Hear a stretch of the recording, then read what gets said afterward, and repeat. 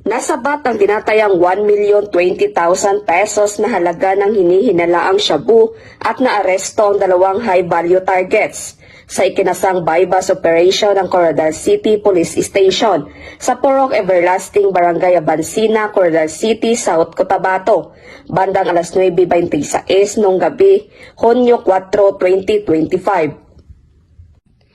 Kinilala ng Coronadal City Police Station ang mga naaresto na sina alias Panoy, 37 anyos, at alias Boboy, 49 anyos, na kapwa residente ng Coronadal City, South Cotabato. Ayon sa ulat, matagumpay na nakabili ng isang sachet ng shabu na nagkakahalaga ng 500 pesos ang pulis na nagsilbing pusher buyer. Matapos ito, nasamsam pa mula sa mga sospek ang isang 500 peso bill bilang marked money, 3 jumbo packs ng hinihinalaang shabu na may tinatayang timbang na 150 gramo at may standard drug price na 1,020,000 pesos.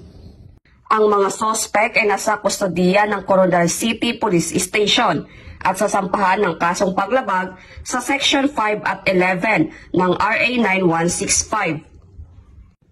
Ang matagumpay na operasyong ito ay patunay ng tuloy-tuloy na kampanya ng PNP laban sa droga.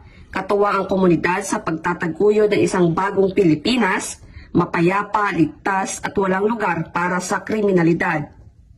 Mula dito sa Rehiyon 12, ako ang inyong PNN correspondent, Patrolwoman Vina Morales, alagad ng batas, tagataguyod ng Balitang Pulis.